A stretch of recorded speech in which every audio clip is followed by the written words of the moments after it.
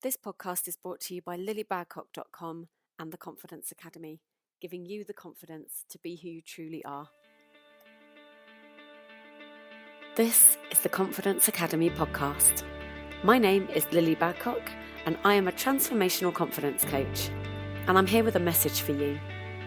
The anxiety and overwhelm you've been experiencing is not something to be feared or avoided. It's also not something that gets to define who you are as a person. No matter who you are, no matter what your story is, I know that you get to live a life of fulfillment and joy. It's my absolute pleasure to bring this podcast series to you in collaboration with some phenomenal people from all over the world who have walked the same path as you.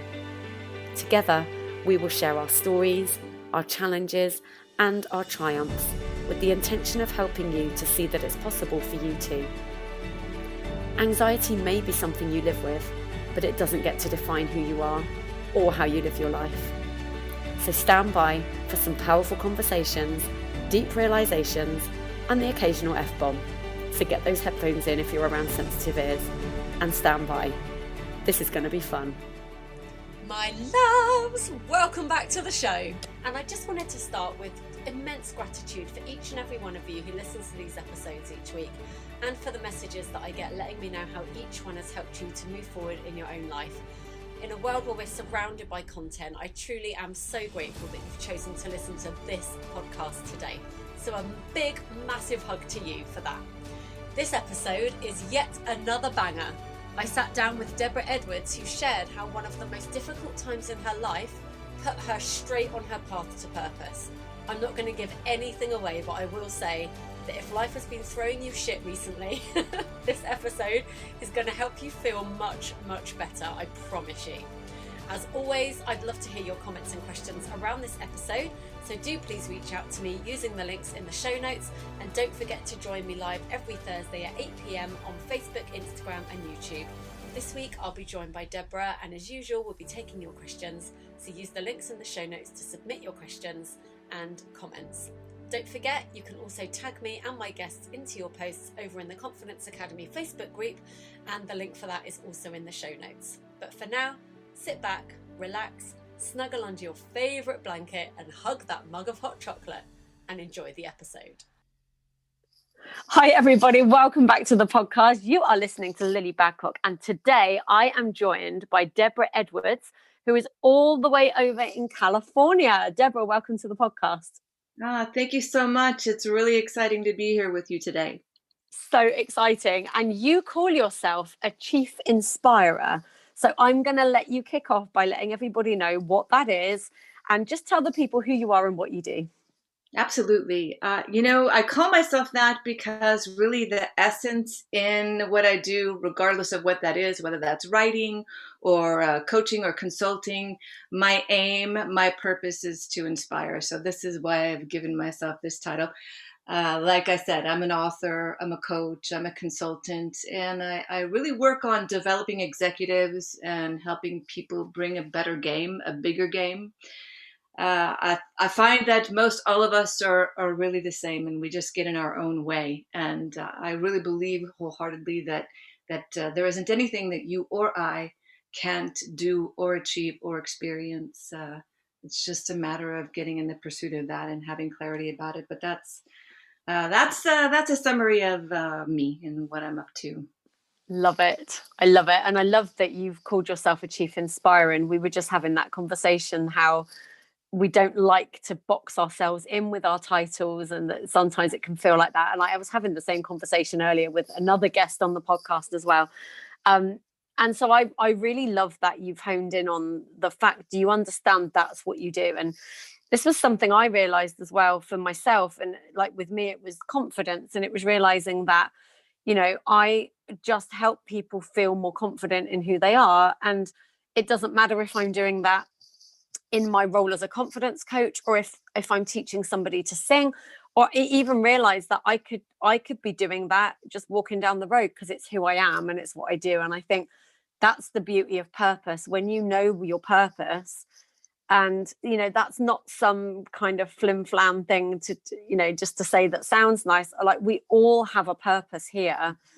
And it's all centered, like all of us are centered around something that's motivational, something that's inspirational, something that's, in that bracket. But we all have our strengths. And I love that that that's what yours is. And it just gives you the freedom then to show up in the best way in each moment, whether that's going to be writing something or consulting with someone, coaching them, whatever it may be. And so straight off the bat, we're getting straight into this. And I know that everybody listening by now, you'll know how this rolls. We're here to talk about, thriving in spite of anxiety, overcoming the stress, the overwhelm, and the things that hold us back. But at the same time, recognizing how our struggles with those things are putting us on the path to purpose. Like, we're born on purpose. There's no way you're not on purpose listening right now. If you're thinking, oh, well, I don't have a purpose, you absolutely do. And you're probably doing it. You just might not know what that is. So I think that's a wonderful thing. And so what is it that's led you to do this work? What is it that's led to that clarity as well, especially because I know so many people struggle to have that clarity?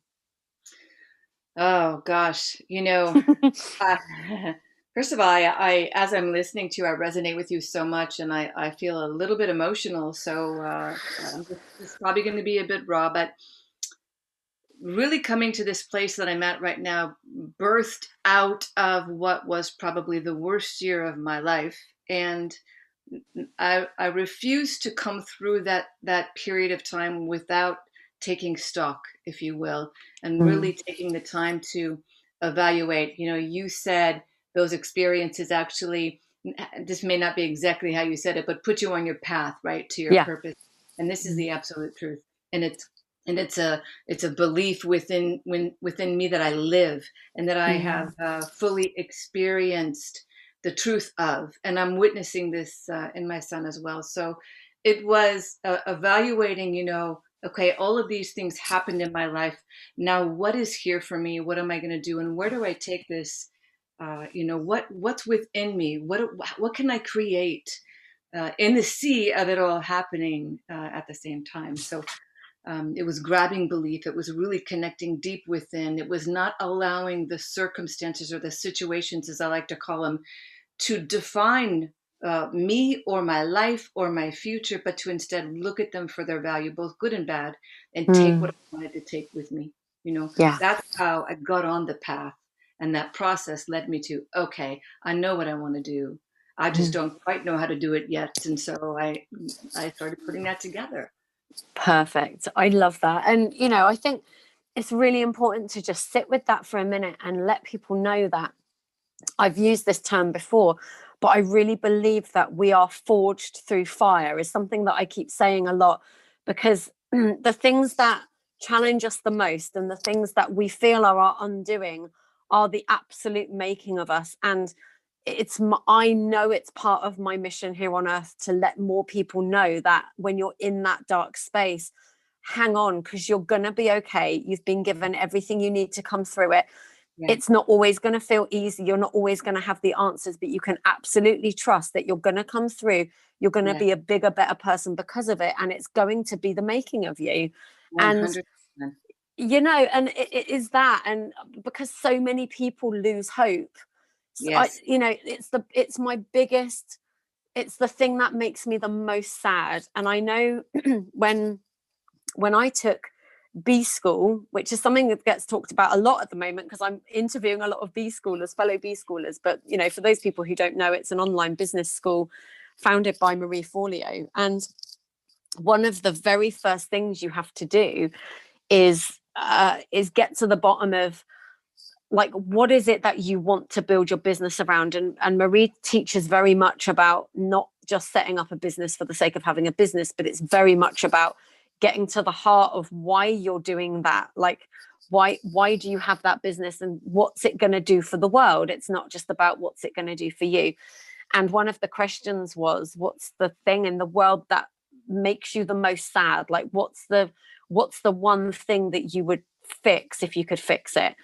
And for me, it's the rate of people that take their own lives from a place of believing that they're done, they'll never be happy again, that they've, lost their opportunity to be happy, or that their best years are behind them, because I absolutely know it's not true.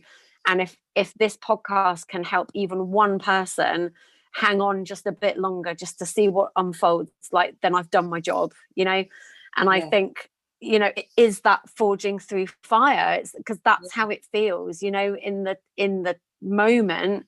You do feel hopeless. I feel hopeless. Nobody's immune to that. It doesn't matter how much self-development you've done. It doesn't matter how many books you've read or how many people have told you you're going to be okay. When you're in that moment, it's really hard to believe. And you have to dig deep and find that faith. And that's what I try to build in myself and to instill in others. It's just faith, you know.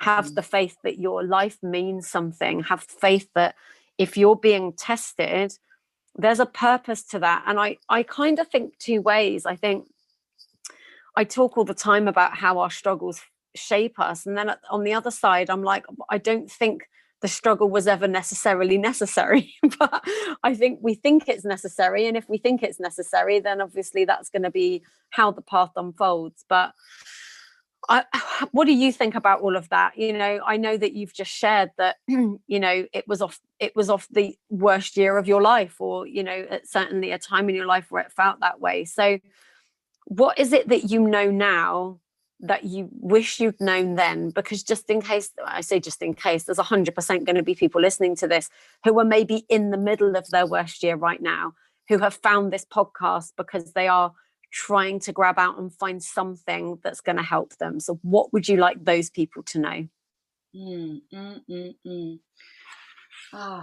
Well, you've just asked me a couple of questions. And so first I want to say, like, I'm listening to you and I can't, and yet I can believe how much alignment there is. You know, you say forged by fire, I say refined by fire, right? You talk about faith, I say hold belief. I will say that going through those times, and so keep in mind there was death. My son fell into a heroin addiction. We ended up filing bankruptcy. I ended up losing my home. We got divorced. And this all happened in 1 year's time. And I had to hold for the light, even if the light was just a sliver, right? But to believe that all of those things, I could find whatever the vine of power, right? The truth I want to take with me. I could find it. I would find it, even if it seemed like I mean, there were moments if I felt like I was just swimming in the abyss, you know, and it was almost a stubborn refusal to do anything but believe for something powerful to come out of it. And I had to choose that belief for myself and for my son at the same time, because the path he was on was one that it is life-threatening, right? I mean, that journey is so tough. And so with that, I then kept claiming the universal law of the individual journey, right? Like, I'm here, I'm a spiritual being, I'm having a journey that has experiences, and it's bringing me this evolution of soul, right? And it's all okay, right? So to just hold, to just grab belief, to just know that you don't know what the next step is, but you will, one step at a time. Heal first, right? Make space for healing, and keep going. Don't stop, because at some point you're going to go, okay, I get it. And the light becomes bigger and bigger and bigger, right? Yeah, so perfect. And, you know, I just want to come back as well to what you were saying about you chose to believe, because I think so many people wait for the evidence to believe, right? Yes. They're like, well, I'll believe it when I see it. And it's like, no, you'll see it when you believe it. You have to decide that first. And I got that from what you were saying, and I wanted to underline it, because I think so many people go, oh yeah, well, you know, maybe I would believe if blah, blah, blah, blah, blah. And it's like, no, make that decision now, even in the absence of any proof that you're right. Because really, what do you have to lose? You know, you only have, you're going to be led by what you are choosing to believe as truth. So if you're choosing to believe that there is no hope, that, you know, you have, you know, run out of luck, or that your best years are behind you, then that's what you're going to move forward through. And, you know, is that then going to bring you to where you would ultimately like to be. It's really important to get clear on, if you can feel that you're somewhere you don't want to be right now mentally, ask yourself, what would be better than this? And I know that sounds really stupid, and I've definitely shared this story before, but I know there's new people listening all the time. So maybe you've not heard this story. And if you have, then maybe you needed to hear it again. Or you can go make a cup of tea at this point. But it was earlier this year, I found myself in a really dark space, probably one of the darkest places I've been mentally. And isn't it funny how we make it so personal? Like, it feels like a personal failing when you're in that space. You feel like, why can't I get my shit together? Why am I struggling like this? Why can't I feel better? And it was almost worse because I have done so much self-development and I've studied this for so long, and I've had this podcast that I've spoken to all these people, and that's what was going around my head. It was like, why are you still in this hole? You've done all the stuff, you've read all the books, and you've done the exercises, and you've interviewed all the people, and yet you're still struggling. What's the matter with you? That was how I was talking to myself. Like, what's the matter with you? Why can't you feel better than this? Knock, knock, it's me. I just wanted to interrupt this episode briefly to let you know about an amazing gift I've created for you called the Mindset Reset Workshop. This is an hour-long workshop where I share all of my best tips and tricks for cultivating a strong mindset so that no matter what life throws at you, you can move forward with confidence and purpose. We have one life, and I'm absolutely certain that we're not supposed to spend it battling anxiety, fear, and frustration. I've learned how to let go of those things, and now I want to help you do the same. So grab your free copy by clicking the link in the show notes below. And for now, I'll let you get back to the episode. And then it was this realization that it doesn't matter, like, life is still going to pull you down. And when I allowed myself to sit with that without that judgment for a minute and just be like, okay, what is this? I realized, oh my God, I'm grieving. For a start, my business had to close down. The choir I've run for nearly 15 years, that has literally been a part of my life forever, had to close down because of COVID. And it felt like a nice break at first, but then I started to realize just how much those people meant to me, and how much that work meant to me, and how much of my identity was wrapped up in that part of my business. So there was a part of me that was grieving that. And then on top of that, one of my very best friends died in March. And I didn't even realize that what I was experiencing was grief. It was just a little bit delayed, which is how grief works, right?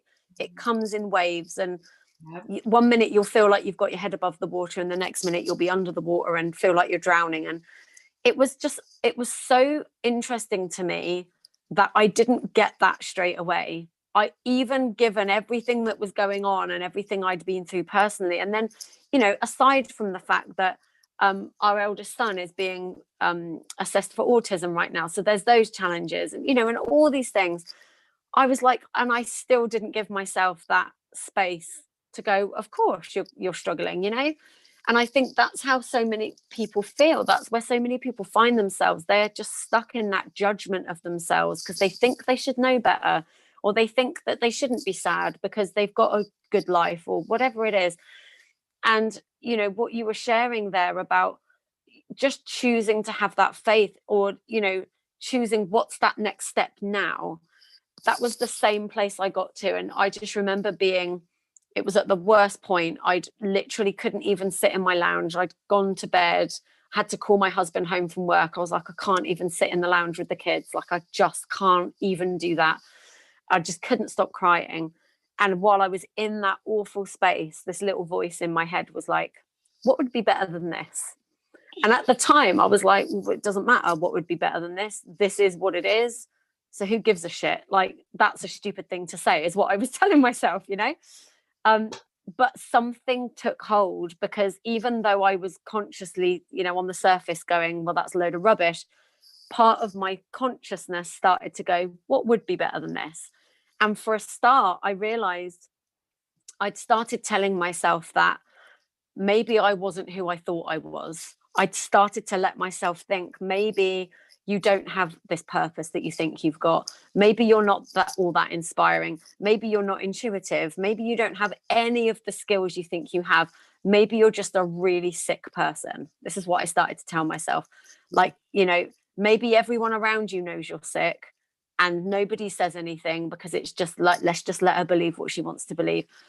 And in that moment, I was like, well, that feels terrible to believe. Like, I don't want to believe that's true. I want to believe that what I think is right is right. I'd like to believe that I do inspire people, and I want to feel like I am intuitive. And if I had a choice, I would be choosing to believe that I was right the first time. I wouldn't choose to believe this second guessing that's going on. And really, that's within our power. When I realized that, it was like, then that's what I'm going to believe. Because do you know what? Maybe that is what it is. Maybe that is what's happening. Maybe everyone around me is going, oh, bless her. She thinks she's a podcaster. She thinks that she's helping people. We'll just let her do it. But do you know what? I feel better for doing it, And that's the thing, exactly like you said, what would feel better in this moment for me? And I think we're not very good at giving ourselves that space. We're not very good at saying, what do I need right now? And I mean, my goodness, what a year, what a collection of things to have to face in a lifetime. That would be tough, but in a year, that's crazy. Where do you think that came from? Does that come from faith that you had before? Like, were you always a spiritual person? Were you brought up in faith, or did that come from somewhere magical, seemingly out of nowhere? So I would have to say it's both. I was raised in a Christian home, and we went to church. Yeah. My belief structure and system is probably a little bit more broad than what I was taught when I was young. I'm detached from that. I hold a lot of beliefs about it, but at the same time, I also fully accept that I nor anyone else really knows. But I do believe in divinity. And like one of the things you were just describing about this, what would feel better? I feel like this is a bit of our spiritual interaction with divinity, like that dialogue. There's the undermining dialogue that we all have, and then there's that. So that's part of it. The other part of it is one of the things I talk about in my book is my really first big earthquake kind of experience was when I lost my sister, and I was 17 years old. And so evaluation, kind of exploring that, opening my mind and heart to things, it started when I was young. Yeah. So it was like both. Faith was taught, weaved into me, but also life brought plenty of experience to exercise that. And you said something earlier about, or you echoed back about, you choose it. And this is, I actually want to put another exclamation point on that, because you're absolutely right. So many times we're going along and it just doesn't seem like the outcome we want is possible.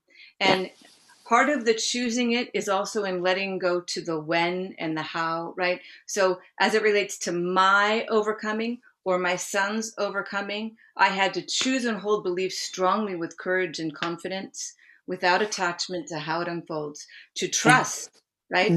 To totally trust divinity, life itself. And as every situation is like, come alongside me, it's been, okay, this is happening now. What's here for me? And then you talk about like the moments where you're questioning yourself in terms of, I've done all this work, how can I still be feeling this way? Yeah. I feel like so many of us go through this, and the thing is, we're still human. We still are operating in the human mechanism. So all of that's going to happen. We need to let ourselves off the hook for this expectation that even as we evolve and we become the higher version of ourselves, that we don't demand that we're perfect, that we don't demand that we're not human. We are. And we feel a laundry list of things, from great to shitty, and anything in between, right? Yeah, absolutely. I think that's the thing, isn't it? And that was something that I found, early. earlier on, and to be honest, I've been on my spiritual journey my whole life, and I was raised the same as you, you know, in a Christian household. So from that perspective, it started long ago, and obviously for all of us, our journey starts when we're born. But my most recent evolution, I suppose, in the spiritual path has been this, for a short while, like for a hot minute there, I almost wished I wasn't human. I much preferred to sort of focus on that spiritual side. And we can get a little bit of a diva about it. It's like, well, I'm above that now. I've ascended above that. I don't need to have these experiences anymore because now I get it. Like, stop hammering me with this. But you know, the way it felt for me this year, I got a very clear vision just after that little voice in my head asked me what would feel better.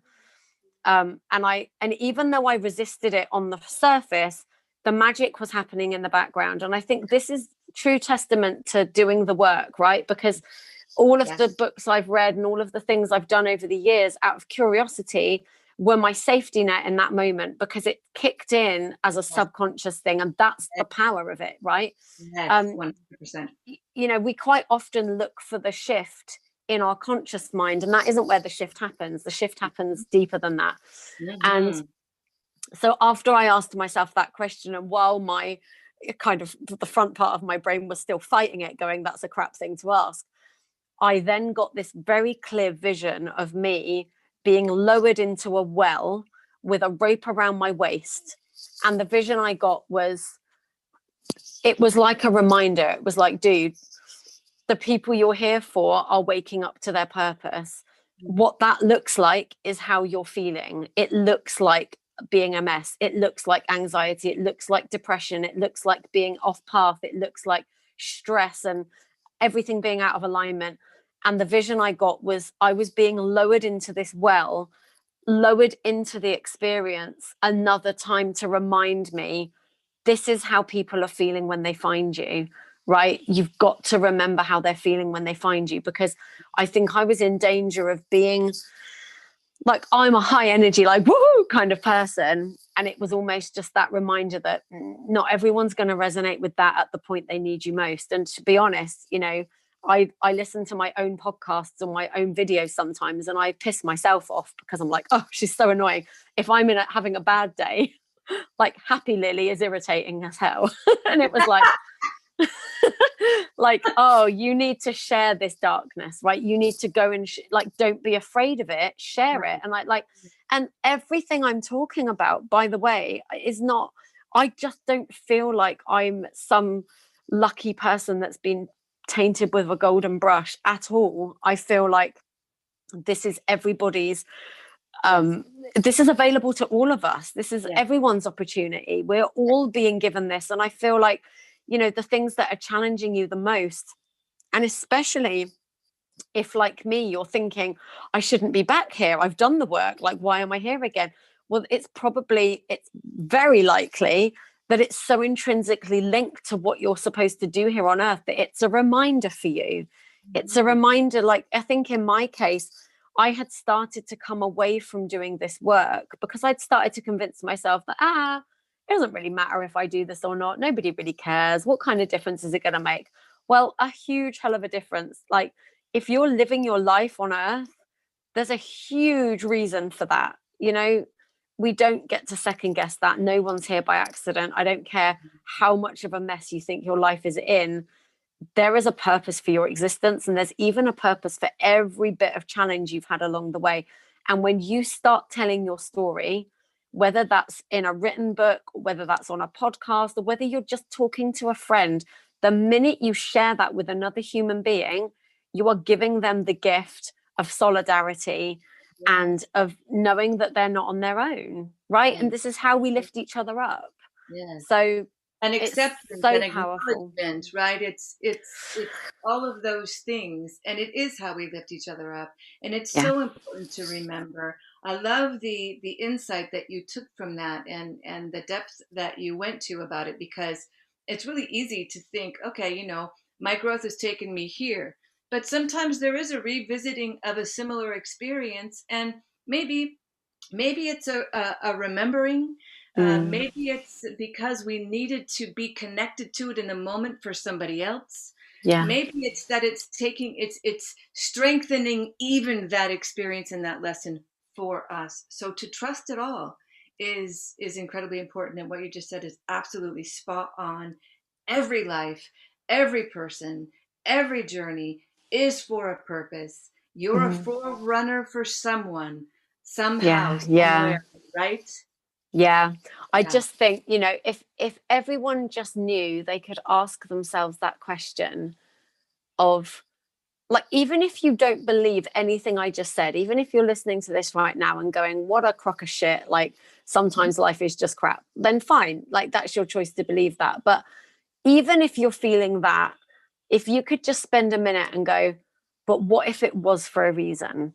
Right. What if this was unfolding into everything that I was ever meant to be? Just what if? And then just pay attention to how that makes you feel, because even if you think that everything I just said is bullshit, if you say to yourself what if, and any part of you feels lighter or lifted or elevated, you've got to see that there's some truth in that. There's some soul remembrance that that is what you're doing. And at the end of the day, like, you said it earlier, none of us really know. Like, I might get to the end of my life and get to the pearly gates and be told, you had it all wrong. Like, well, Exactly. cool. But do you know what? If that happens, great. It's making my experience on earth a whole lot easier. So I will Yeah, take it. absolutely. I Tell us think really, too, yeah. the one of the last things I want to add to is if we can each look at even some of the heavier experiences just from a place of curiosity, not to let it weight us down so much, but to instead look at it, what's here for me? Yes. If I'm gonna move from the belief that all things happen for some reason, and maybe I don't quite know it this very second, I will, then if I can just be curious and light about it, just with that question, what is here for me? Yeah. It makes it a little bit more palatable, the experiences that we're having or the feelings that we're having, 100%. I couldn't agree more. I'd really love to hear very quickly about your book, because you mentioned that you're an author. So tell us about that book. So the first book that I've written is the one that's out. I'm working on my second right now, but this is called High, a story of addiction, awareness, and ascension. And it's a little bit of my backstory. Kind of, we've talked a little bit about that. It's also a very authentic sharing of our journey, what it is like to be a mother of a son who falls into a heroin addiction. There are parts in the book where Andrew shares what his experience was from it. Yeah. Yeah. He's 5.5 years in sobriety, has a business of his own, is doing incredibly well. Wow. He sponsors people in Congratulations. their journey. Yes, it's an incredible place to be. Yeah. Uh, so part of the reasons for me writing the book was to share the hope of a story with a different outcome. But also there's some dark spots, there's some dark moments in the journey, and there's a lot of my kind of the philosophy I chose to grab in the moment to be able to continue on. Yeah. Because like I said in the beginning, I was having to overcome my own situations while my son was going through this heroin addiction and all that comes with that. So there is some choosing despite what's in front of you that has to happen to Yeah. take to the next and the next and the next, right? So Yeah. that's what that book is about. The second book is kind of a companion, and it is in alignment with something that you said. It's called Refined and on Fire, and I it's love it. I'm getting really excited about it. First of the year it will come out. So it pulls little bits and pieces that are in the book High, but really expands on them. And the reason I wanted to do this book is because I want people to have more than just the story, right? Yeah. That something that they can actually utilize, that's tangible, that right, that I don't know if tangible is the right word for it, but you know what I mean, that actionable maybe is the right, something a little bit more meaty for them versus just the memoir itself. So Yeah, it sounds amazing. And obviously we will link in the show notes to to your book. So the book that was already out, the book called Hi, we will put a link to that. Do you have a website as well people can find you at? Yes, it's DeborahGEdwards.com and 12x.net. Fabulous. And we will put those links in the show notes. So don't worry if you didn't get that written down. We will put everything in there. And will you come back and come back on when your next book is out and come and tell us about that? And we will link up that way as well. And do you know what? I don't know how your son feels about being interviewed on a podcast, but I would love to have him come on if he would like to be interviewed. You'll have to let me know how he feels about that. Well, I can tell you already because we've done it. So he would love it. He's very authentic. He's very, Andrew's a bit edgy, right? Love that about him. It's him, but he's open. He's very open. His personal growth journey has been incredible. And if there's an opportunity for him to share and give hope, he absolutely wants to do it. So, yeah, I'd love it. Yeah, we'll definitely have to fix that up. So there were some points because for everyone listening, when anyone applies to come on this podcast, I always ask them what it is that they want to share, like what's the message they want to get across.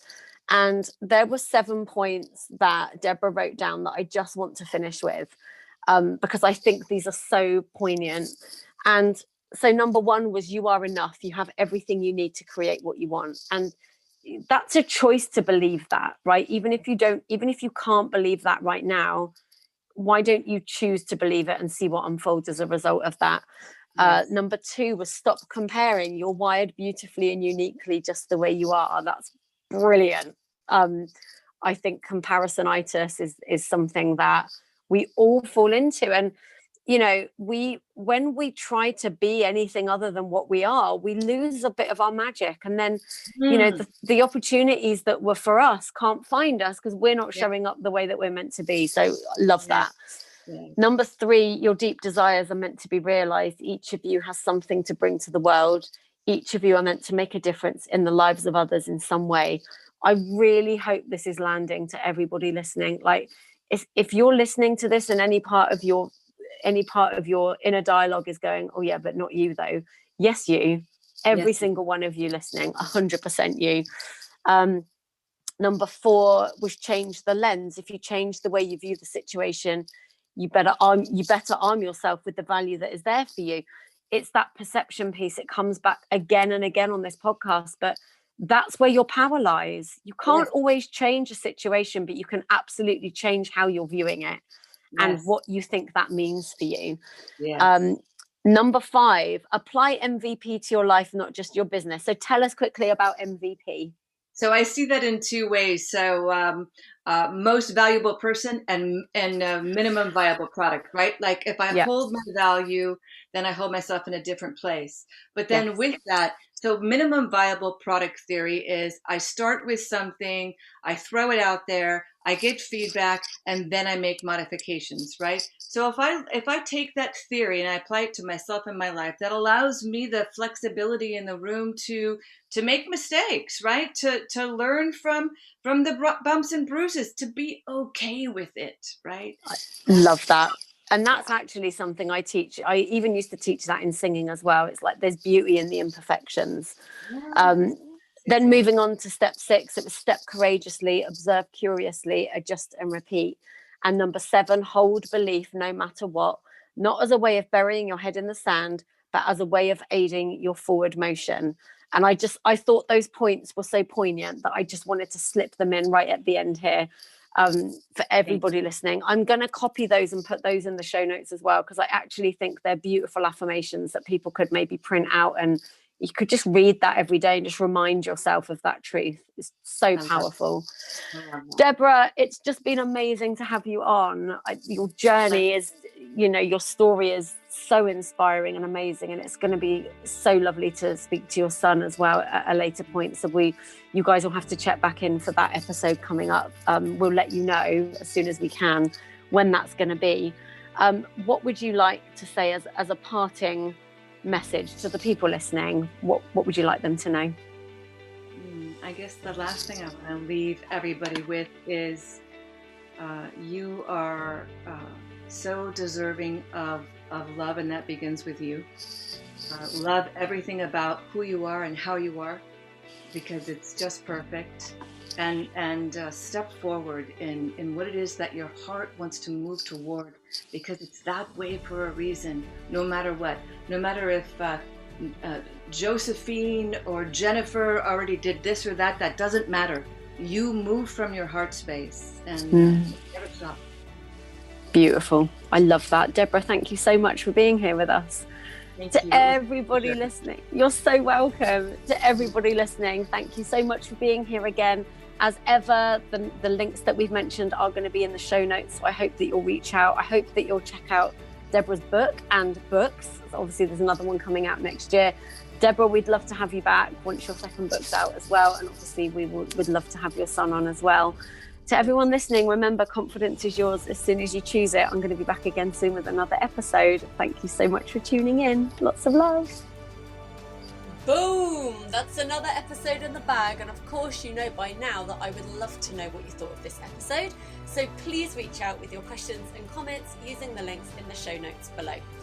I'll be back again next week with another incredible guest, and of course I will also be live on Thursday over on YouTube for TCA Live, where Deborah, and hopefully her son too, will be joining me for a live Q&A.